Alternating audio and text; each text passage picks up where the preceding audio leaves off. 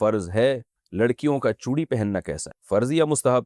کیونکہ جماعت میں جو عورتیں آتی ہیں ان کا کہنا ہے کہ جو لڑکیاں چوڑی نہیں پہنتی ان کے ہاتھ کا کھانا پینا جائز نہیں۔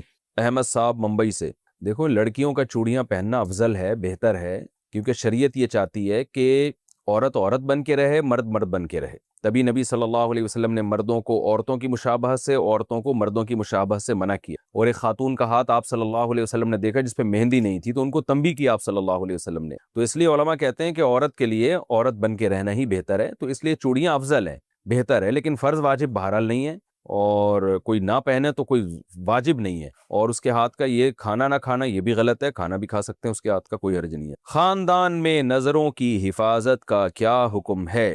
ہمارے ہاں جب مہمان آتے ہیں یا ہم کہیں جاتے ہیں تو نامحرم خواتین بے پردہ ہوتی ہیں، وہ سامنے آ کر بیٹھ جاتی ہیں، والدین اصرار کرتے ہیں کہ ان سے ملاقات کرو، اگر ہم مسکرا کر بات نہ کریں یا بے تکلف ہو کر بات نہ کریں اور نظر کی حفاظت کریں تو اسے بد اخلاقی سمجھا جاتا ہے اور رشتہ داروں کے ناراض ہونے کا خدشہ ہوتا ہے۔ ایسے میں ہم گناہ سے کیسے بچیں؟ حارث صاحب، دیکھیں رشتہ داروں میں جو جوان لڑکیاں اگر آپ سے پردہ نہیں کرتی تو وہ گنہگار ہوں گی۔ پردہ کرنا عورت پہ فرض ہے، مرد پہ نہیں ہے۔ آپ اپنی خالہ سے، پھوپھی سے، ان رشتہ داروں سے ملنے کے لیے جاتے ہیں تو اگر ان کی بیٹیاں ہیں، کزنیں ہیں یا اور رشتہ دار خواتین آپ کے سامنے آ کے بیٹھ جاتی ہیں تو یہ ان کو شریعت گناہگار کر رہی ہے۔ آپ نے کام کیا کرنا ہے، آپ نے ہنسی مذاق بے تکلف ہو کے نہیں کرنا ان کے ساتھ، اور جتنا آسانی سے آپ کے لیے ممکن ہو نظر کی حفاظت کرنی ہے آپ نے، لیکن آپ نے یہ نہیں کرنا کہ اب آپ اس چکر میں بیٹھ گئے ہیں کہ جی اب لڑکیوں کی محفل لگی ہوئی ہے تو چلو اس کو اور طول دو۔ آپ گئے تھے اپنی خالہ سے ملنے تو فوکس انہی کو کریں آپ، پھر بھی وہ آ کے بیٹھ جاتی ہیں تو ظاہر ہے وہ تو ان کی غلطی ہے نا، وہ آپ کی غلطی نہیں ہے۔ پردہ عورت پہ فرض ہے، مرد پہ نہیں فرض ہے۔ مرد پہ یہ ہے کہ خام میں لڑکیوں میں گھسنے کی، جیسے وہ ہم بچپن میں ہوتا ہے نا لڑکیوں میں لڑکا گوں کھاتا، اب پہلے ہمارے زمانے میں بچپن میں تو ایسا ہی ہوتا تھا کہ وہ لڑکیوں کا شادی بیاہ میں تمبو الگ ہوتا تھا، لڑکوں کا الگ ہوتا تھا، تو کوئی لڑکا ادھر سے گھس کے لڑکیوں میں گھستا تھا تو ہم تو مذاق اڑاتے تھے لڑکیوں میں لڑکا گوں کھاتا۔ تو آپ خام میں لیڈیز ڈپارٹمنٹ میں کہیں زنانیاں بیٹھی ہوئی ہیں اس میں گھسنے کی کوشش نہ کریں، یہ مرد کے مردانگی کے بھی خلاف ہے اور یہ بہت ہی بیہودہ حرکت ہے۔ لیکن یہ کہ آپ عام محفل میں بیٹھے ہو، اس میں اگر آپ کی رشتہ دار خواتین آ کے بیٹھ جاتی ہیں تو آپ نہیں بیٹھے، بیٹھی تو وہ ہیں، تو آپ بس یہ احتیاط کریں کہ حتی الامکان نظر کی حفاظت کریں، اور کوئی ضرورت کی بات وہ پوچھ رہی ہیں تو آپ بتا بھی سکتے ہیں، اور پھر تھوڑا ریزرو رہیں آپ، عورت کو خود اندازہ ہو جاتا ہے یہ بندہ ریزرو ہے۔ پھر بھی اگر بد اخلاقی کا تانا آپ کو لگتا ہے تو آپ بد اخلاقی کے تانے پہ پریشان نہ ہو، اور اس میں آپ گنہگار نہیں ہوں گے، چاہے والدین آپ کے ناراض ہی کیوں نہ ہو جائیں، ٹھیک ہے نا، آپ گنہگار نہیں ہوں گے۔ اور کوشش کریں پھر اس میں کوئی جو جتنی دیر ضروری آپ کا بیٹھنا ہو اتنا بیٹھیں، اس کے بعد اٹھ کے پتلی گلی سے آپ نکل لیں، زیادہ ٹائم ایسی مجلس میں آپ نہ گزاریں، کیونکہ آپ گئے اپنے ماموں سے ملنے، چاچا سے ملنے اور لوگوں سے ملنے، تو جتنی دیر کے لیے آپ گئے تھے اتنی دیر بیٹھیں اور پتلی گلی سے آپ نکل کے آ جائیں۔ لڑکیوں کی وجہ سے وہاں محفل میں زیادہ دیر نہ بیٹھیں آپ۔ آج کل سردی کی وجہ سے اکثر خواتین جینز کی پینٹ پہنتی ہیں، اس کا پہننا کیسا ہے؟ ہماری خواتین کا لباس آہستہ آہستہ چینج ہو رہا ہے، وہی ویسٹرن ڈریس بنتا چلا جا رہا ہے۔ پہلے لوگ کہا کرتے تھے سعودی عرب میں اتنا پیسہ ہے اور اس کی وجہ سے وہاں خواتین اوپر سے عبایا ہوتی ہے، نیچے سے پینٹیں پہنی ہوئی ہوتی ہیں، لیکن کلچر آہستہ آہستہ یہاں کا بھی چینج ہو رہا ہے۔ تو بھائی سردی تو ہمیشہ سے پڑتی آ رہی ہے، کوئی فرسٹ ٹائم تو نہیں ہوا نا، پہلے خواتین سردی سے کیسے بچا کرتی تھیں، تو وہی طریقہ آج بھی اختیار کر لیں، کیوں اپنے لباس کو آہستہ آہستہ چینج کر رہی ہیں؟ تو اسلام نے عورت کو حیا سکھائی ہے۔ اب لوگ ہم سے کہتے ہیں دلیل بتاؤ کہ کہیں لکھا ہو کہ عورت کے لیے پینٹ پہننا منع ہے۔ نبی صلی اللہ علیہ وسلم نے اصول اور ضابطے جو بیان کیے ہیں ان ضابطوں کی روح میں دیکھا جائے گا۔ اس کی مثال ایسے ہے جیسے خواتین کا بائک پر مردوں کی طرح بیٹھنا، اس پر میں نے ایک بیان ریکارڈ کروایا تھا کہ ایسا نہیں کرنا چاہیے، اس پہ بعض لوگوں نے حدیثوں کے حوالے دیے کہ بھئی اونٹ پہ بھی تو صحابیات بیٹھا کرتی تھی، تو بھئی اونٹ کو آپ موٹر سائیکل پہ قیاس کر رہے ہیں، اونٹ پہ تو ایسے بیٹھنا ممکن ہی نہیں ہے جیسے بائک پہ بیٹھتی ہیں، ممکن ہے کیا؟ اور حیا کا تعلق عرف سے ہے، عرف سے۔ حیا جو ہے نا ایسی چیز نہیں ہے جس کو لیبارٹری میں ایکسپلین کیا جائے گا یا کوئی سائنسدان اس کو بتائے گا۔ حیا کا تعلق کس سے ہے؟ عرف سے۔ بعض لوگ یہ بھی کہتے ہیں گاؤں دیہاتوں میں تو مردوں کی طرح بیٹھتی ہیں، تو بھئی ہم وہاں بھی مشورہ دیتے ہیں کہ ایسے بیٹھیں جیسے خواتین شہروں میں بائکوں میں بیٹھتی ہیں، اس میں حیا زیادہ ہے، حیا کا عنصر، اور جہاں بھی حیا کا عنصر زیادہ ہوگا شریعت عورت کی حیا کو پسند کرتی ہے، اپریشیٹ کرتی ہے۔ کوئی بھی کام جو حیا کے خلاف ہوگا شریعت اس کی حوصلہ افزائی نہیں کرتی۔ اب یہ حیا کے مطابق ایسے بیٹھنا ہے یا ایسے بیٹھنا، یہ تو آپ کا اگر ذوق صحیح ہے، آپ میں آپ خود حیا پر ہیں ابھی تو آپ کی نیچر خود فیصلہ کرے گی کہ بھئی خواتین کے لیے دونوں پاؤں ایک طرف کر کے بیٹھنا اس میں حیا کا عنصر زیادہ ہے. بعض لوگ بڑے شور و شور سے کلپ بنا رہے ہیں کہ نہیں جی ویسے بیٹھے ہیں اس میں کیا ہوتا ہے, تو پھر آپ اپنی عورتوں کو کیوں نہیں بٹھا رہے؟ ویسے آپ کو بھی شرم آ رہی ہے اس طرح بٹھاتے ہوئے نا, تو آپ کو بھی تو اس میں شرم محسوس ہو رہی ہے. اس کا مطلب ایک چیز محسوس ہو رہی ہے تو ہے وہ. ہاں بعض دفعہ یہ ہوتا ہے کہ ایک کام جو حیا کے مطابق ہے اس کے کرنے میں نقصان زیادہ ہو رہا ہوتا ہے, تو پھر شریعت کہتی ہے پہلے جان کی حفاظت ہے, اس کے بعد دوسرے نمبر پہ کیا ہے؟ حیا ہے. آپ کو کوئی بیماری ہو گئی, ایسی بیماری ہے جو بتانا حیا کے خلاف ہے, اب آپ ڈاکٹر کو بتا نہیں رہے کہ جی شرم آ رہی ہے, تو پھر بیمار ہو کے مر جاؤ گے آپ تو, یا اس کا علاج ہی نہیں ہوگا. تو اگر خواتین کا اس طرح بیٹھنے میں, جس طرح حیا, جس میں حیا زیادہ ہے, دونوں پاؤں ایک طرف کر کے بیٹھنے میں ایکسیڈنٹ کا خطرہ ہے, نقصان کا اندیشہ ہے, بائک میں پہیے میں کوئی دوپٹہ یا برقع یا چادر پھنسنے کا خطرہ ہے, پھر اسی طرح بیٹھ جائیں. لیکن ایسا ہوتا نہیں ہے. اگر وہ لپٹ کے بیٹھیں اور اپنے آپ کو سمیٹ کے بیٹھے اپنے لباس کو, تو ہمیشہ سے جب سے بائکیں ایجاد ہوئی ہیں اب تک مسلمان عورتیں اسی طرح بیٹھتی آ رہی ہیں. جو حادثات ہوتے ہیں وہ بے احتیاطی کی وجہ سے ہوتے ہیں, اس طرح بیٹھنے کی وجہ سے نہیں ہوتے. تو بھائی حیا کو سوسائٹی میں پروموٹ کرنے کی کوشش کریں, جو چیزیں بھی حیا سے جن کا تعلق ہے. باقی لبرل انٹیاں تو ان چیزوں سے کو ناپسند کرتی ہیں, وہ تو کہتی ہیں کیا باتیں کر رہے ہیں, ہماری مرضی, ہم ایسے بیٹھے ہم ویسے بیٹھے, تمہیں کیا تکلیف ہے؟ ہمیں تھوڑی کوئی تکلیف ہو رہی ہے, ہم سے تو کوئی پوچھ رہا ہے تو ہم اس کو بتا رہے ہیں. باقی آپ کی مرضی, آپ جیسے مرضی بیٹھیں. تکلیف کا تعلق تو جب ہوتا ہے جب یوں بیٹھی ہوئی ہوتی ہے, ہم اس کو گن پوائنٹ پہ یوں بٹھاتے, آپ کی مرضی. ہم سے اکارڈنگ ٹو اسلام کسی نے پوچھا ہے تو ہم بتائیں گے اکارڈنگ ٹو اسلام یہ پسندیدہ کام نہیں ہے. جو چیز حیا کے زیادہ قریب ہے اسلام اس کو زیادہ پسند کرتا ہے. سمجھتے ہو کہ نہیں سمجھتے ہو؟ تو اسی طرح جینز کی پینٹیں وغیرہ کا خواتین میں رواج بڑھ رہا ہے. اگر گھر میں کوئی نہیں ہے, میاں بیوی ہیں, وہ تو جو مرضی پہنے, لیکن بچے بڑے ہو گئے ہیں یا آپ گھر سے باہر جا رہی ہیں تو پھر یہ لباس, اور آسان لفظ کر کے کہہ دیتا ہوں, ہلکا کر کے, کہ حیا کے تقاضوں کے پورے پورے مطابق نہیں ہے. میں یہ بھی نہیں کہہ رہا بے حیائی ہے, اور ہلکا کر دیا ہم نے اس کو, ٹھیک ہے نا. لیکن اسلام عورت سے جس قسم کی حیا کا مطالبہ کرتا ہے اس معیار پہ بہرحال یہ لباس پورا نہیں اترتا. چست کپڑے عورت کے لیے شریعت میں پسندیدہ نہیں ہے.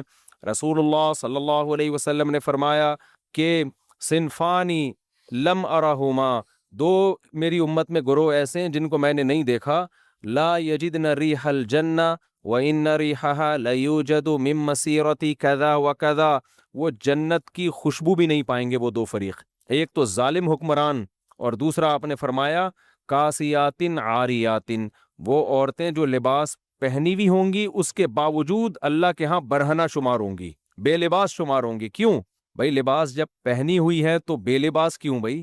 اس لیے کہ وہ لباس ہونا نہ ہونا برابر ہوگا.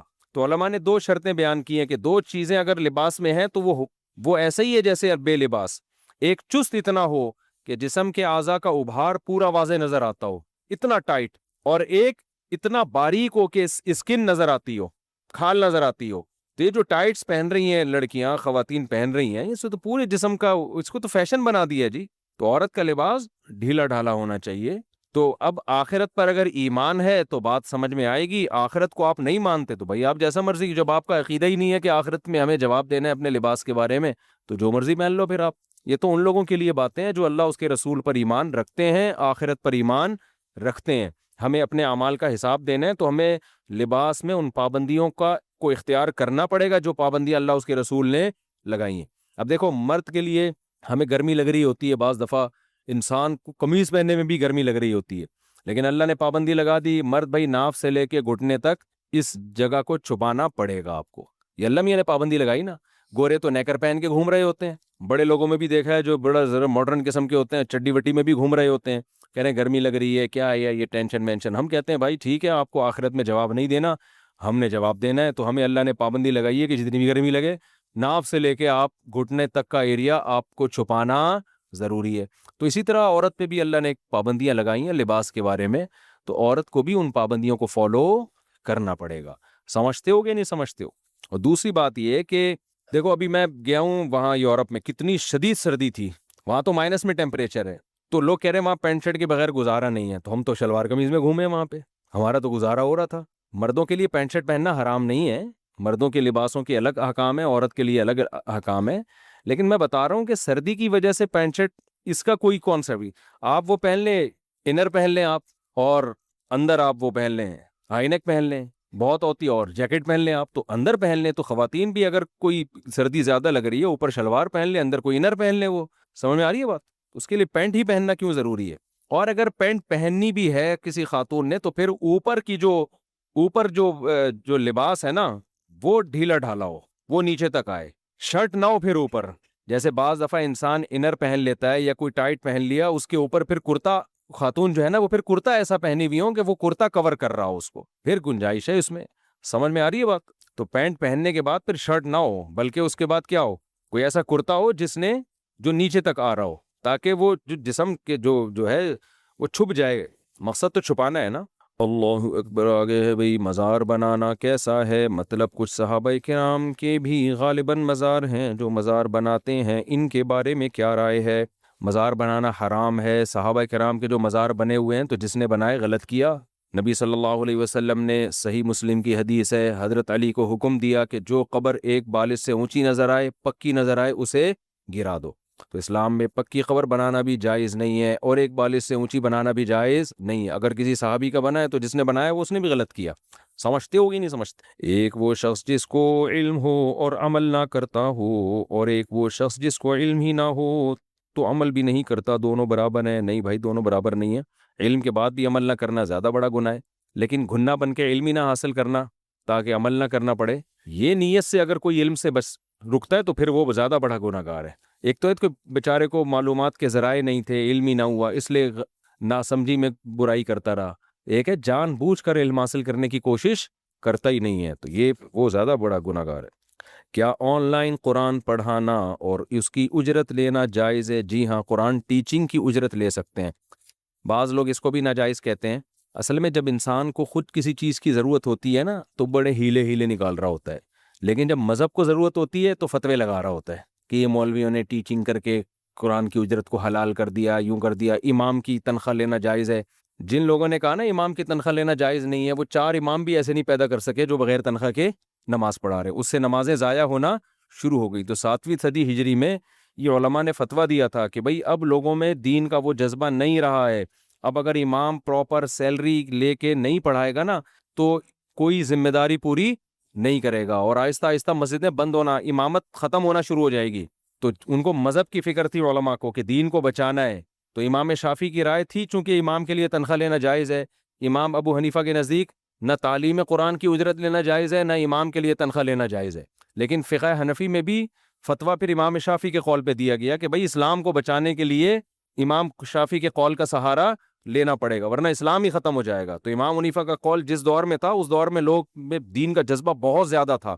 اب لوگ بڑی بڑی باتیں تو کرتے ہیں کہ نہیں جی وہ ہمیں دے دو نا امامت، ہم کریں گے، میں بغیر تنخواہ کے پڑھاؤں گا، میرا اپنا بزنس ہے. تو 4 دن پڑھائے گا، 5ویں دن مارکیٹ سے شارٹ ہو جائے گا. یہ ہمیں تو تجربہ ہوا نا، لوگ بڑی بڑی باتیں کر رہے ہوتے ہیں، آپ ایسا ایکچولی یوں ہم کر لیں گے، یوں کر لیں بھائی. پھر جب بھکاری بن کے مانگتے رہو بیٹھ کے، لوگ ایسے کر رہے ہوتے ہیں. ہمیں بھی کچھ لوگوں نے آفر کی آپ یہ کام شروع کریں. میں نے کہا ہمارے پاس پیسے تو ہے نہیں. کہہ رہے پیسے ہم کر لیں گے، پہلے 2 بھائی لا کے آپ پہلے ایڈوانس میں دے دو، اس کے بعد ہم شروع کریں گے. کہہ رہے ایڈوانس میں نہیں، آپ کریں تو صحیح. بھائی کرنے کے بعد نہیں آئے تو کیا ہم کشکول لے کے بھاگیں گے؟ کیا بھکاری بنیں گے؟ ابھی میں نے گائے خریدی ہے نا، اپنے گھر کے لیے خریدی، بزنس کے لیے نہیں خریدی. میں نے گائے کا دودھ نکل رہا ہے 14 کلو. اب ہمارے گھر کی ریکوائرمنٹ سے وہ زیادہ ہے، باقی دودھ کا کیا کریں؟ اب ظاہر ہے گائے کا روزانہ چارے کا بھی خرچہ، اور گائے پالنے کے لیے ایک ملازم بھی پالنا پڑتا ہے آپ کو، اس کی اپنی تنخواہ. تو میں نے کیلکولیٹ کیا، میں نے کہا تو بہت مہنگا پڑ رہا ہے. تو اس کا حل یہی ہے کہ جو دودھ بچ جائے وہ کیا کرو، بیچ دو بھائی. تو کسٹمر محلے والے آ گئے، 1 کلو ہمیں چاہیے، 1 کلو ہمیں چاہیے. ہم نے کہا ٹھیک ہے ایڈوانس پیسے دے دیں آپ. میں بڑا میں اللہ کا شکر ہے کنجوس نہیں ہوں. میرے دوست احباب سے آپ پوچھ لو، وہ کہیں گے میرے بارے میں انشاءاللہ شہادت دیں گے، اللہ نے چاہا تو، بڑی بات نہیں. وہ کہیں گے یہ بندہ کنجوس نہیں ہے الحمدللہ. معاملات میں بہت لچڑ ہوں، معاملات، کیونکہ ہم نے تجربے کر کے دیکھ لیے. یا تو فری پھوکٹ میں 2 دن تو ہم نے بانٹ دیا، فری پھوکٹ میں 2 دن جو گائے کا دودھ نکلا نا خوب دبا کے بانٹا ہے، یہ لے بھائی تو بھی پی لے، لے بھائی. اب تیسرے دن اب بانٹنا شروع کر دیں تو پھر ہم خود بینک میں رکھے ہوئے ہوں گے کسی دن. اتنا پاؤں پھیلاؤ نا جتنا افورڈ کر سکتے ہو. تو گائے خریدی ہے نا، زکوٰۃ میں تھوڑی ملی ہے ہمیں کوئی. تو گائے جب دودھ دے گی تو گائے کا چارہ کبھی کھا کے دیکھو، پتہ چلے گا ایک فیملی کے بجائے جتنا گائے اکیلے کھاتی ہے. پھر ملازم کو بھی تنخواہ دینی ہے. تو ہم نے کہا بزنس کی نیت نہیں ہے، جو ریٹ مارکیٹ میں دودھ کا چل رہا ہے اسی ریٹ پہ ہم کیا کر دیں گے. تو اب بعض لوگ آئے، کمیٹی والے بھی، فلانے بھی، ڈمکانے بھی. تو ٹھیک ہے جی مفتی صاحب 1 کلو ہمارا بھی اپنے خادم کو بول دیں 1 کلو ہمارے یہاں پہنچا دیں. میں نے کہا پہنچا دے گا, پیسے بھی دے دیں آپ. انہوں نے کہا ہم دے دیں گے. میں نے کہا بھائی پیسے پہلے, کیونکہ پاکستان ہم ٹینشن سے بچنا ہے. ہم نے ٹینشن, مہینہ ختم ہو گیا, پیسے مانگتے پھر رہے ہیں, فون کر رہے ہیں, بھائی اگلا فون نہیں اٹھا رہا. ہمارا تو پھر اور بھی غم ہے زمانے میں محبت کے سوا. تو پاکستان میں تو اصول یہ ہے کہ بھائی ایڈوانس پیسے پکڑو, اس کے بعد پھر دودھ پہنچانا. پھر میں نے کہا اگر گائے نے دودھ دینا بند کر دیا نا تو ہم آپ کے پیسے واپس کر دیں گے. یہ آسان ہے حل. پیسے نکلوانا, ٹینشن, فون کرو, یہ نہیں ہوتا بھائی ہم سے. تو میں نے اس خادم کو بول دیا ایک قطرہ بھی بغیر ایڈوانس پیسوں کے کسی کو دینے کی اجازت نہیں ہے. باقی جو صدقہ کرنا ہوگا وہ ہم اپنی مرضی سے کریں گے نا, وہ آپ کے مشورے تھوڑی کریں گے. جو صدقہ کرنا ہوگا وہ تو میں خود اپنی مرضی سے کروں گا نا, کس کو دینا ہے. آپ تو کسٹمر ہو نا. میں نے ایک واقعہ سنایا تھا, آپ کو یاد ہوگا ایک دفعہ بیان میں, 3-4 سال پہلے کی بات ہے. سعودی عرب میں بڑے کرائسس تھے, تو ہمارے ایک دوست ہیں وہ سعودیہ میں ہی پیدا ہوئے, تو انہوں نے سوچا کہ میں ہیں اصل بائی بورن پاکستانی, تو انہوں نے کہا کہ چلو یار ہم ڈیفینس میں اپنا ایک ہوٹل کھول لیتے ہیں. سعودی عرب میں ذرا حالات بزنس صحیح نہیں ہو رہا, تو ہم ڈیفینس میں کھول لیتے ہیں. تو انہوں نے مجھ سے بھی مشورہ کیا. میں نے کہا بھائی مجھے تو بزنس کا نہیں پتا یہاں پہ, آپ جو بھی ان کا ہوٹل ہے سعودی عرب میں. تو انہوں نے کیا کیا, یہاں کسی کو ایڈوانس میں پیسے دے دیے ہوٹل بنانے کے نا سارا. اور مجھے بتا رہے تھے کہ میں نے پیسے ایڈوانس میں اس لیے دیے کہ سعودی عرب میں کسی کو ایڈوانس میں دو نا تو وہ آپ کا کام پہلے کرتا ہے. سعودی عرب میں آج کسی نے ویڈیو بھیجی کہ سعودی عرب میں حکومت نے اعلان کیا 3 گھنٹے لائٹ نہیں ہوگی. تو لائٹ بند کرنے کے لیے جب گورنمنٹ کے لوگ آئے ہیں, کے الیکٹرک تو نہیں ہوگا وہاں پہ, ایس الیکٹرک کہہ لیں آپ, سعودی الیکٹرک کہہ لیں. تو جب وہ لوگ آئے ہیں تو جنریٹر ساتھ لے کے آئے تھے کہ پہلے جنریٹر سے, تاکہ جتنی دیر میں بجلی کا کام ہوگا نا جنریٹر کے ذریعے محلے کو بجلی ملتی رہے. نہیں یہ بات سمجھ میں, تاکہ بجلی جائے نہیں. حالانکہ احتیاطاً اعلان بھی کر دیا تھا کہ پھر بھی بجلی دے رہے ہیں. تو وہ کہتے ہیں ہم نے تو وہاں سعودیہ میں دیکھا تھا بھائی اگر آپ کسی کمپنی کو, ٹھیکیدار کو ایڈوانس پہ پیسے دے تو آپ کا کام پہلے. تو کہہ رہے میں نے ڈیفینس میں کسی آدمی کو ایڈوانس میں پیسے دے دیے ہیں لیکن وہ میرا کام ڈیلے کر رہا ہے. سمجھ میں آئی بات. تو میرے ذہن میں اس وقت ایک خیال آیا تھا لیکن میں نے ان کو بتایا نہیں. میں نے کہا بیچارے پریشان ہو جائیں گے. اب میں نے ان کو بتا دیا, وہ اب آئے تھے نا, تو کہہ رہے تھے میرا کام ڈیلے کر رہا ہے, میرا کام دیر سے کر رہا ہے, دوسروں کا پہلے کر رہا ہے, حالانکہ پیسے میں نے پہلے دیے ہیں. تو مجھے اندر سے بہت بعض دفعہ ہنسی آتی ہے جو میں زبان سے ظاہر نہیں کرتا, کہ یہ بیچارے اس خوش فہمی میں ہیں کہ آپ کا کام دیر سے کرے گا. یہ کتنے بیوقوف آدمی ہے بیچارہ. او بھائی تم نے جب پیسے دے دیے تو تمہارا کام گیا تیل لینے, کام کس کا باپ بھی نہیں کرے گا. اب یہ خوش فہمی میں ہے کہ میرا کام ہے بھائی دیر سے کرے گا. پاکستان ہے بھائی, آپ کیسی باتیں کر رہے ہو یار. تم پیسے دے رہے ہو, سارے دے دیے تم نے, اور تم کہہ رہے ہو دیر سے کرے گا. ان کو اس پر اشکال ہو رہا ہے کہ جلدی کیوں نہیں کر رہا, میرا تو سب سے پہلے. اور ہمیں اس پر اشکال ہو رہا ہے کہ دیر سے بھی کرنے کی اب کیا ضرورت ہے یار اس کو. کیسے کیسے لوگ ہیں دنیا میں معصوم یار. لیکن میں نے یہ بات ان سے کہی نہیں تھی کہ ایسا نہ گھبرا جائیں بیچارے. اب وہ 4-5 سال بعد میری پرسوں ان سے ملاقات ہوئی, چائے شائے پی. میں نے کہا وہ آپ نے جو پیسے دیے تھے, کہہ رہے ہیں وہ تو بندہ ہی غائب ہے, ڈیلے تو دور کے بعد پیسے لے کے بھاگ گیا. تو میں نے کہا وہ بھاگ گیا, کیا ہو گیا؟ وہ امام مہدی آئیں گے تو نکلوا سکتے ہیں, اس کے بغیر کوئی بھی نہیں نکالے گا. اور امام مہدی بھی جب نکالیں گے جب باقی وہ تو بڑے بڑے کرائسس ہیں نا, وہ تو پہلے ان کو پورا کریں گے. آپ کے پیسے کیا ہے؟ تو امام مہدی کے آنے پہ بھی امید نہیں ہے کہ آپ کو مل جائیں گے وہ پیسے. تو یہ ہے حساب کتاب. تو یہاں میرے بھائی جب بھی دودھ لینا ہے یا انڈے لینے ہیں, نام انڈے بیچتے ہیں, انڈے تو کھا جاتے ہیں, لیکن دودھ تو ضرورت سے بہت زیادہ پیدا ہو رہا ہے نا. ابھی تو اگر آبادی اور ڈبل ہو گئی تو پھر نہیں ہے. تو میں نے پہلے کہہ دیا, اور یہ آپ لوگ کو بھی بتا رہا ہوں کہ معاملات میں بالکل گڑبڑ نہیں کرو. اب آج کل بہت معاملات خراب ہیں. اپنے ٹائم کو, اپنے دماغ کو بچاؤ. اب مفتی طارق مسعود صاحب جناب بیان کے لیے جا رہے ہیں اور دودھ فون کر رہے ہیں, بھائی جان آپ کے پیسے نہیں پہنچے ابھی تک, بھائی جان خدا کا واسطہ دے دو یار, چارہ لے کر آنا ہے, اچھا لگے گا. تو اور بھی زمانے میں غم میں بھائی پیسے پکڑا دو. تو یہ ہے, بہت سے لوگوں نے کہا تھا ہمیں دودھ چاہیے, لیکن 4 آدمیوں کے پیسے آئے ہیں تو 4 کلو دودھ جو ہے خادم کو میں نے کہا ان لوگوں کے گھر پہنچا دینا. کتنے ہنسی خوشی زندگی گزر رہی ہے دیکھو. اگر میں نے یہ ایڈوانس میں پیسے نہ لیے ہوتے نا تو میں ایسے ہنس کے یہ واقعہ نہیں سنا رہا ہوتا. میں سنا رہا ہوتا, اب مجھے ٹینشن کہ 4 کلو گیا, کل 8 کلو جائے گا, پتہ نہیں پیسے آئیں گے کہ نہیں آئیں گے. یہ حساب کتاب. ہمارے ایک دوست نا ٹیوشن پڑھاتے, انگلش پڑھاتے تھے, وہ 7,000 فیس تھی ان کی. یہ بات ہوگی 2008 یا 9 میں. تو جو اچھا ان کے گھر میں پانی, وہ پیٹ ویٹ ان کا خراب رہتا تھا تو پانی خریدتے تھے, وہ اچھا والا پانی نیسلے کا یا ایکوافینا وغیرہ خریدتے تھے. اب کیا ہے کہ جو اسٹوڈنٹ آتے ہیں نا وہ پانی بہت پیتے تھے, تو انہوں نے کیا کیا, وہ پڑھانا چھوڑ دیا, ان کو نکال دیا. میں ایک دن گیا, میں نے کہا یار تم نے ٹیوشن پڑھانا چھوڑ دیا. کہہ رہے ہیں کم بخت 7,000 فیس دے رہے ہیں, 8,000 کا پانی پی رہے ہیں میرے گھر سے آ کے. کہہ رہے فیس 7,000 دے رہے ہیں پانی کتنے کا پی رہے ہیں؟ ارے 8,000 کا تو پانی پی جاتے ہیں. اب کہہ رہے میں پانی سے منع بھی نہیں کر سکتا کہ یار پانی تو ایسی چیز نہیں ہے نا کہ منع کرے انسان.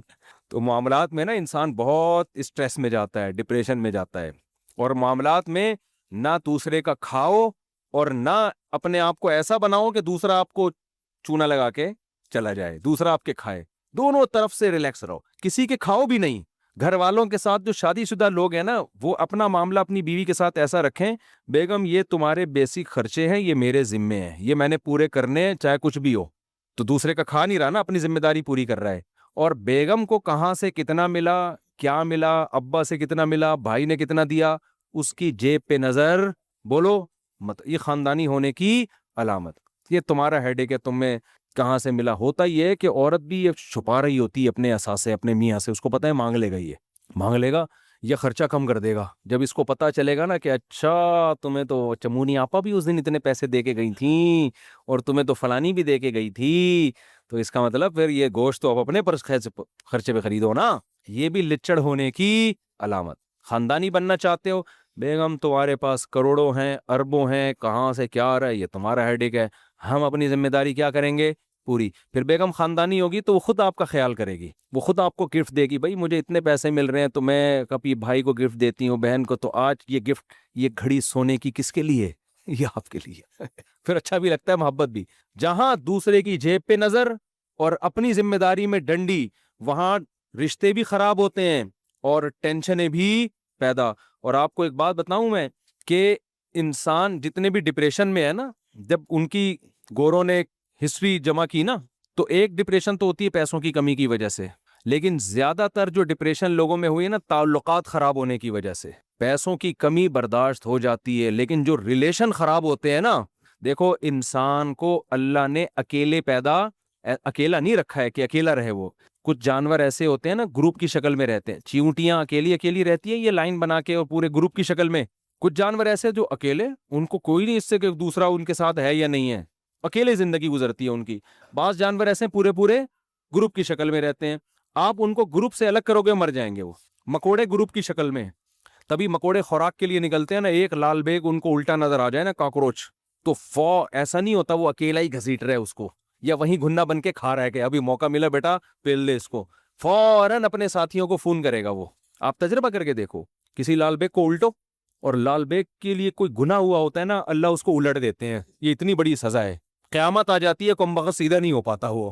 تو یہ پتہ نہیں, کچھ سے ہم بچپن میں دیکھتے ہیں, ہم نے کہا یار اس بیچارے سے کوئی گناہ ہوا ہے, تو وہ الٹا ہو کے وہ اتنی ٹانگیں کسی کام کی نہیں اس کی, پھر وہ سیدھا نہیں ہو سکتا وہ. تو یہ اللہ نے دوسری مخلوق کے خوراک کے لیے کیا ہوتا ہے, ورنہ لال بیگ کس کو قریب آنے دے. تو جیسے ہی مکوڑا جاتا ہے, وہ ایسا نہیں کرتا کہ چپکے سے کھا لے, دوستوں کو پتہ نہ چلے, بس یار اب تو موج مستی ہے. نہ سب سے پہلے فون کرے گا, ابے وسیم تو بھی آ جا, غفار تو بھی آ جا, ستار تو بھی آ جا, ابے میل بھی فیمیل بھی سارے. ایک مکوڑا آتا ہے, اس کے بعد جو مکوڑوں کی اور چیونٹیوں کی لائن لگتی ہے نا, وہ لال بیگ تو لفٹ ہی نہیں کرا رہا ہوتا, اس کو ایک کو تو یوں کر کے مارتا ہے, وہ ہٹا, وہ بیچارہ دور جا کے گرتا ہے. لفٹ ہی نہیں کراتا لال بیگ کہ یہ میرا کیا بگاڑے گا. لیکن جو مکوڑوں کی لائن لگتی ہے اور پھر جو سارے اس کو گھسیٹتے ہیں نا, اس کا باپ بھی ان کے بل میں جاتا ہے.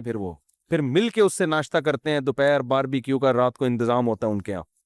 پھر ہو سکتا ہے پینے پلانے کا بھی کوئی سیٹ اپ ہو. ایک گروپ ہے, اگر ایک مکوڑے کو بھی آپ تجربہ کر کے دیکھیں, ہٹا دیں نا, کہیں الگ کر دیں, مر جائے گا وہ. تو نیچر چینج نہیں ہوتی. انسان کو اللہ نے ریلیشن دیے ہیں, فجعلہ نسبا و صہرا. قرآن کہتا ہے نا, نسب والا خاندان بھی, سسرال والا خاندان بھی. اگر ان ریلیشن میں دراڑ پیدا ہو گئی نا, نفرتیں, اتنی ڈپریشن میں جاتا ہے نا انسان, آپ کی سوچ سے بھی زیادہ. غیر مسلموں میں جو خودکشیوں کی سب سے بڑی وجہ ہے نا, ان کا ریلیشن کا ختم ہونا. تنہائی ہے نا, تنہائی کاٹتی ہے. پیسہ ہے, سب کچھ ہے, محبت نہیں ہے نا, کوئی محبت کرنے والا ہی نہیں ہے ان سے. کتوں سے محبت ملتی ہے تو وہ ذرا دل بہلا لیتے ہیں ان سے, ورنہ محبت مارکیٹ سے کیا ہو گئی ہے, شارٹ. محبت ختم ہو گئی ہے. محبت صرف اب گرل فرینڈ بوائے فرینڈ کی رہ گئی ہے, وہ شہوت پوری کرنے کی حد تک. وہ بھی جب مت کی جزائر پوری ہو گئی تو وہ بھی ختم.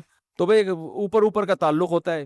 تو اسلام نے, ابھی ایک ہندو آیا تھا میرے پاس نا, مسلمان ہوئے بیچارہ, اپنے بوڑھے باپ کی بڑی خدمت کر رہا ہے, وہ بہت خدمت کر رہا ہے. اپنے بوڑھے باپ کو بھی لے کر آیا میرے پاس, اور وہ باپ بھی بیچارہ فالج زدہ ہے, تو اس کو بھی کلمہ پڑھایا اس نے کہ یار یہ دنیا سے جانے والا, ڈاکٹروں نے جواب دے دیا ہے, تو یہ دنیا سے جانے سے پہلے کلمہ پڑھ کے اسلام قبول کر لے. تو مجھے کہنے لگا میں لانا چاہتا ہوں. میں نے کہا لے آؤ. اب اس کے باپ سے بیچارے سے کلمہ بھی نہیں پڑھا جا رہا نا, زبان ہی فالج کی وجہ سے کام نہیں کر رہی, لیکن ان کو اسلام بتایا, وہ کلمہ پڑھا. الحمدللہ اتنا خوش ہوا کہ چلو جی موت سے پہلے پہلے میرے باپ نے کلمہ پڑھ لیا. آج پھر وہ بیچارہ دوبارہ آیا, کہنے لگا یار میری والدہ بھی میرے باپ کے ساتھ غلط سلوک کر رہی ہیں, میرے بھائی بھی کر رہے ہیں, کیوں غلط کر رہے ہیں؟ کہہ رہے ہیں کہ یہ اب ظاہر ہے بوڑھا آدمی بیچارہ کسی کام کا نہیں رہا, نہ مر رہا ہے نہ جی رہا ہے, تو ان کے قضائے حاجت صاف کرنی, پیشاب صاف کرنا, تو کہہ رہے سب بوجھ سمجھ رہے ہیں. بعض دفعہ غصے میں ڈانٹنا شروع کر دیتے ہیں. تو میں نے کہا یار یہ کیوں ایسا ہو رہا ہے؟ یعنی ایسا تو نہیں, باپ تو باپ ہے نا. تو اس ہندو جو لڑکا ہے, بالکل ینگ لڑکا ہے, مسلمان, وہ اس کے الفاظ آج کا واقعہ یہ ہے, اس کی ورڈنگ کیا ہے کہ مفتی صاحب جب آخرت پر ایمان نہیں ہوگا نا, یہ حالانکہ نیا نیا مسلمان ہوئے, عالم بھی نہیں ہے, کہہ رہے آخرت پر ایمان نہیں ہے نا, ان کو نہیں پتا کہ ہم جو باپ کو اس کو ڈانٹیں گے تو اس کا قیامت میں ہمیں سزا کیا ملے گی. تو میں نے کہا یار دیکھو آخرت پر ایمان کتنی امپورٹنٹ چیز ہے. یہ لڑکا بھی مسلمان ہوا, یہ اپنے اس باپ کی اسلام کی بھی فکر کر رہا ہے, اس کی قضائے حاجت بھی صاف کر رہا ہے, گھر والوں کے تانے بھی سن رہا ہے, لیکن اس کو پتا ہے کہ بھائی ابا کو میں نے اس حال میں اکیلا چھوڑ دیا تو قیامت کے دن میری خیر نہیں ہے. تو ریلیشن اللہ کے تصور کے بغیر بنتا ہی نہیں ہے, ورنہ نچوڑو, جب کسی کام کا نہیں ہے تو جان چھڑاؤ یار, یہ کیا مصیبت پال لی ہم نے. کتنے واقعات ایسے ہیں, بعض میں نہیں کہتا سب غیر مسلم ایسے ہوتے ہیں, لیکن بہت سے ایسے واقعات ہیں کہ بوڑھے بڈھی وہ جو ہے نا بستر پہ لگے ہوئے ہیں, 8 سال ہو گئے, 9 سال ہو گئے, اولاد نے تنگ آ کے مار دیا ان کو جان سے. آپ دیکھو سرچ کرو نیٹ پہ آپ کو مل جائے گا, جان سے مار دیا کہ یار کسی طرح جان چھڑاؤ, اب یہ کسی کام کے نہیں رہے ہیں. تو یہ ہوتا ہے جب ریلیشن میں دنیا پرستی آ جاتی ہے نا میرے بھائی, تو عورت کہتی ہے شوہر جب تک کما کے دے رہا ہے ٹھیک ہے, جب کمانا ختم کیا اس سے کس کمبخت سے جان چھڑاؤ. کتنے بڈھے یہاں آتے ہیں روتے ہوئے کہ ہماری بیگم نے نا ہمیں ساری زندگی نچوڑ لیا, اب ہم کسی کام کے بھی نہیں ہیں, اب بیٹوں کے ساتھ مل کے ہمیں ستاتی ہے. اور بعض دفعہ مرد یہ کام اپنی عورت کے ساتھ کر رہا ہوتا ہے, بیوی کے ساتھ کر رہا ہوتا ہے, اسے کوئی بیماری ہو گئی, کوئی مسئلہ ہو گیا. جو آخرت کا خوف رکھنے والے ہیں, ایسے بھی لوگ ہم نے دیکھے یار, بیوی 10 سال سے فالج میں, جوان بیوی کو فالج ہو گیا, شوہر وفا کر رہا ہے اس کے ساتھ, 10 سال بیوی کی بیڈ پہ خدمت کر رہا ہے وہ, یہ ہم نے دیکھا ہے. کیوں بھائی؟ اس کو پتا ہے یار وفا کا تقاضا کیا ہے. گرل فرینڈ تو چھوڑ دیتا ہے آدمی, بیوی کو تھوڑی ایسے چھوڑتا ہے بھائی, اب یہ فالج ہے یا اپاہج ہے یا لکوا ہے یا جو بھی, اب یہ کس کی ٹینشن ہے؟ مرد کہتا ہے جو غیرت مند ہوگا میری ٹینشن ہے, اب یہ دعائیں کروا رہا ہے اس کے لیے. لیکن جب شہوت پرستی والا ریلیشن ہوتا ہے نا بھائی, تو غیر مسلموں میں آج کل ریلیشن مارکیٹ سے کیا ہو رہے ہیں, شارٹ ہو رہے ہیں. ہو سکتا ہے کسی غیر مسلم کو میری بات پہ غصہ ہے, میرے خلاف کلپ بنا دے, لیکن میں اس غیر مسلم کو دعوت دوں گا, تم آؤ مسلمانوں کی سوسائٹی میں بھی آؤ, اور پھر اپنے سوسائٹی کو دیکھو, تمہیں بہت زیادہ فرق نظر آئے گا.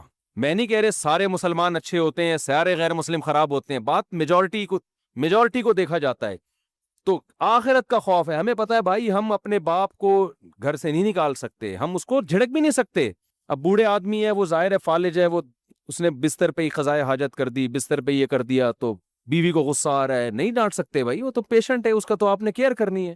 اچھا یہی چیز جب پروفیشنل بیسس پہ ہوتی ہے تو بڑے اچھے اخلاق ہو جاتے ہیں.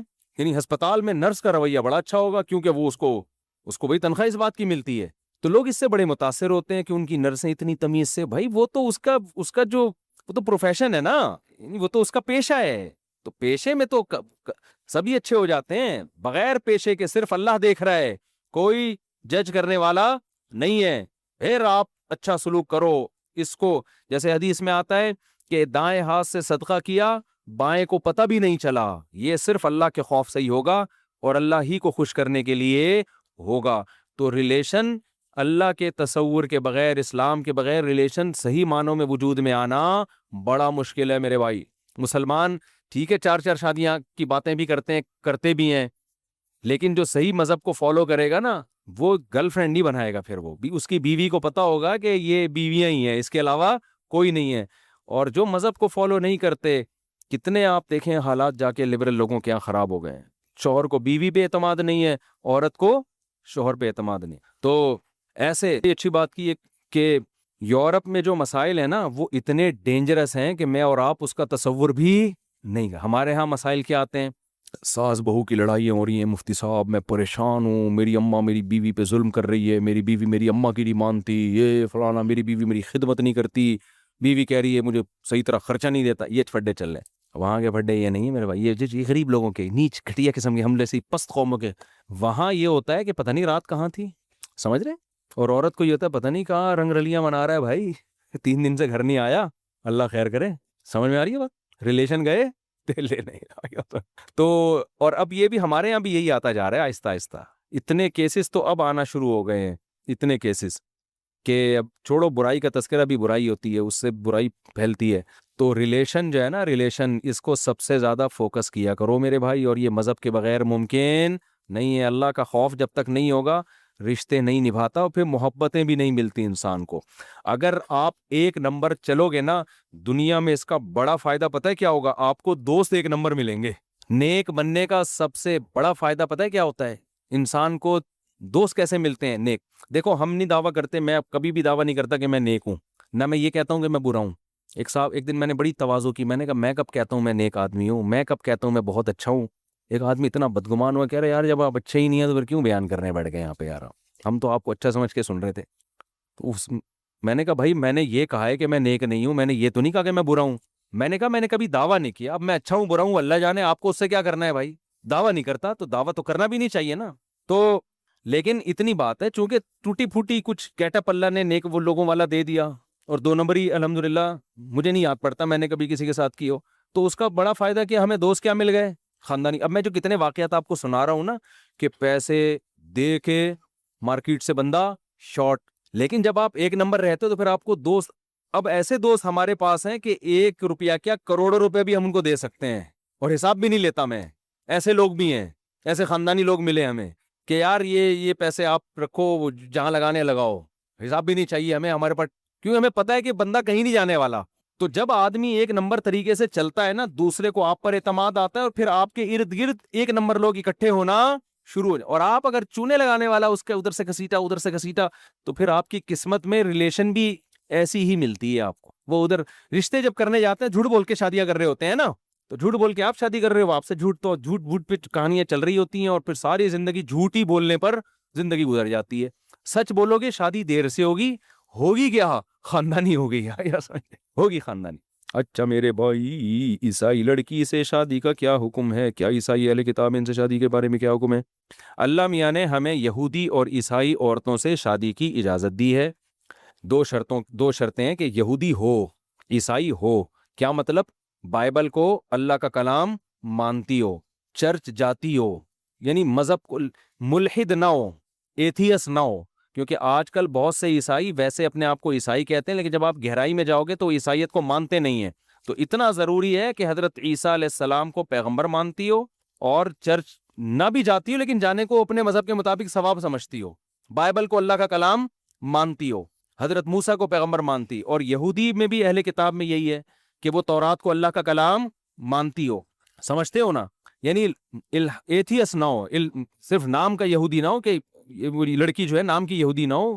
جیسے آج بہت سے مسلمان نام کے مسلمان ہیں, لیکن ان کو اس سے کوئی غرض نہیں حج کیا ہوتا ہے, عمرہ کیا ہوتا ہے. وہ کہتے ہیں بھائی ہم نہیں مانتے خدا ہے, لیکن آئی ڈی کارڈ میں مسلم لکھا ہوا ہوگا انہوں نے. تو پہلی شرط تو یہ کہ کیا ہو, واقعی سچی مچی میں کرسچن یا یہودی ہو. دوسری شرط یہ ہے, اچھا یہ تو نکاح کے منعقد ہونے کے لیے شرط ہے, تو اس کے لیے ایک ہی شرط ہے کہ واقعی عیسائی ہو یا واقعی یہودی ہو, تو پھر نکاح ہو جائے گا اس سے. اگر وہ واقعی عیسائی ہے ہی نہیں, یہودی ہے ہی نہیں, تو نکاح ہی منعقد نہیں ہوگا, پھر تو زنا ہوگا. جیسے ہندو لڑکی سے کوئی شادی کرے تو نکاح ہوتا ہی نہیں ہے نا, یعنی شریعت اس نکاح کو نکاح مانتی, وہ آپ کی بیوی مانتی نہیں ہے شریعت اس کو.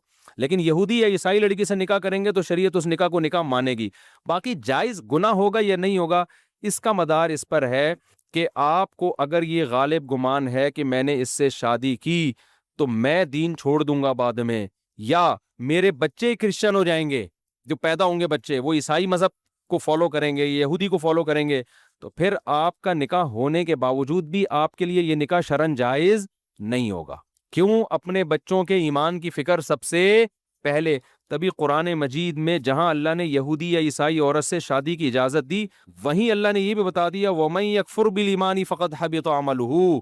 ایمان کے ساتھ جو کفر کرے گا نا, یعنی ایمان لانے کے بعد, تو اس کے اعمال برباد ہو جائیں گے. تو اس کا خیال کرنا کہ اپنے ایمان سے ہی اپنی اولاد کے ایمان سے ہاتھ نہ دھو بیٹھو. کیونکہ یورپ میں بعض لوگوں نے عیسائی لڑکی سے شادی کی ہے, پھر بچے پیدا ہوئے تو بچے چر جا رہے ہیں, پھر وہ تو یہ نہیں ہو سکتا. تو آپ کو یہ اطمینان ہو کہ بھئی بچے کیا پیدا ہوں گے, بچے تو مسلم ہی پیدا ہوں گے, لیکن یہ کہ وہ پھر اسلام ہی کو فالو کریں گے. تو یہ ایگریمنٹ آپ کا ہوگا اس عیسائی لڑکی سے کہ میں آپ سے شادی کر رہا ہوں, لیکن یہ آپ دماغ میں رکھیں کہ بچے کیا ہوں گے؟ مسلم. یہ ایگریمنٹ کریں اس سے. بچے مسجد جائیں گے, چرچ جانے کی ان کو اجازت بولو نہیں ہو. ہاں آپ اپنے مذہب پہ چلو, ٹھیک, مجھے اس پہ اعتراض نہیں, آپ چرچ جاؤ, آپ پر ٹھیک ہے, لیکن بچے نہیں جائیں گے. تو یہ 2 شرطیں. تیسری شرط جو زمانے کے لحاظ سے ایک اور ہے کہ بھائی مسلمان لڑکیاں پہلے ہی مارکیٹ میں ان کو لیے رشتے نہیں مل رہے, تو اگر آپ عیسائی لڑکیوں سے یا یہودی لڑکیوں سے شادی کرو گے تو ان کے مسائل کم ہونے کے بجائے بڑھ جائیں گے. تو اس لیے ہم یہ کہتے ہیں کہ عیسائی یا یہودی لڑکی سے وہ شخص شادی کرے جو ایک شادی مسلمان سے بھی کرے. پہلے ان کو نمٹاؤ, اس کے بعد وہاں جاؤ, ورنہ ان کا کیا کریں گے, یہاں تو پہلے ہی نہیں ہو رہی. بہت مشکل ہے میرے بھائی بات سمجھانا. تو ان کے مسائل پہلے حل کرنا ضروری ہے نا. جس نے دوسری کرنی ہے وہ عیسائی یا یہودی سے کر لے, پہلی کس سے کرو میرے بھائی؟ آپ کہیں گے یہ پہلی سے کریں گے تو وہ کرنے دے گی, تو یہ پھر آپ کا ہیڈیک ہے. کون کرنے دیتا ہے آج کل؟ اور کوئی سوال تو نہیں ہے بھائی؟ کافی ہو گیا میرے خیال ہے. یہاں سے کسی نے سوال پوچھا, 5 منٹ اور کر لیتے ہیں ہم. کسی نے کوئی سوال پوچھنا ہے تو بتا دو بھائی میرے بھائی. اچھا ایک بات اور ہے کہ زنا کرنے سے بہرحال بہتر ہے کہ نکاح کر لو. یہ ساری شرطیں ان کے لیے جو زنا سے بچ سکتے ہو. یورپ جا کے, امریکہ جا کے زنا سے بچنا ہی مشکل ہو گیا, تو بھائی جیسے تیسے کیا کر تو وہ ساری شرطیں ایک طرف رکھو, اہل کتاب مل جائے یا مسلمان مل جائے, فوراً سے پہلے کیا کرو, نکاح کرو, تاکہ زنا سے تو بچو نا. یہ تو دیکھیں ڈاکٹر کو بتائیں نا, بس یہ ڈاکٹر کو بتائیں, ٹھیک ہے نا, ڈاکٹر کو بتائیں, انشاءاللہ اللہ آپ کو شفا دے. تو میڈیکل سائنس کا مسئلہ ہے نا. ایک آدمی جان بوجھ کر اپنی بیوی سے دور رہتا ہے, جائز نہیں ہے نا, گناہ کی بات ہے. اس کا حق ہے کہ آپ رات اس کے ساتھ گزاریں, غلط ہے. شریف آدمی ہمیشہ بیوی کے ساتھ ہوتا ہے رات کو. چلو بھائی, یعنی لیبر کی سیلری دینے میں ہم تاخیر کرتے ہیں, تو وہ تو لیبر سے پوچھیں نا ان کو, وہ اس پہ راضی ہیں یا نہیں ہیں. نہیں راضی نہیں ہے تو پھر دیں ان کو, ٹائم پہ دیں. قرآن میں ہے نا کہ جو اپنا حق لیتے ہیں اور دینے میں ڈنڈی مارتے ہیں. تو جب لیبر سے کام لے لیا تو اب تو آپ پر جب اس کی سیلری لازم ہو گئی ہے تو اب جتنی تاخیر کریں گے گناہگار ہوں گے, فوراً دینی پڑے گی ان کو. معاملات میں تو بھائی ایک نمبر رہے آدمی, جس کا حق ہے نمٹائے فوراً سے پہلے. کوشش کرو ایڈوانس میں دے دیا کرو, جب دینے ہی ہیں تو پہلے ہی دے دو نا. راشن والے کو تپایا ہوا ہوتا ہے دبا کے, پورا مہینہ سودا لیا, پھر وہ جب مانگ رہا ہوتا ہے بھیا پیسے دے دو, تو اگلا سودا لانے سے بالکل پہلے 1 دن پہلے دے رہے ہوتے ہیں, کیونکہ پتہ ہے کہ ورنہ دے گا ہی نہیں ہے. تو یار جو ابھی ہے تو آپ پہلے سے دینا سیکھو نا, اس سے خود بھی سکون والی زندگی گزرے گی آپ کی. مالک مکان کو کرایہ دینا ہے تو 5 تاریخ کو دینا ہوتا ہے, تو پہلی کو دے دو. تنخواہ تو مل گئی, تو کیوں 5 تک ڈیلے کر رہے ہو یار, اس کو پہلی کو دے دو. اس کو کیا خیال ہے؟ تو جس کی تنخواہ کا جو ٹائم ہے تو اس سے 1-2 دن پہلے دے دو, تو خوش ہو جائے گا. ماشاء اللہ ماشاء اللہ.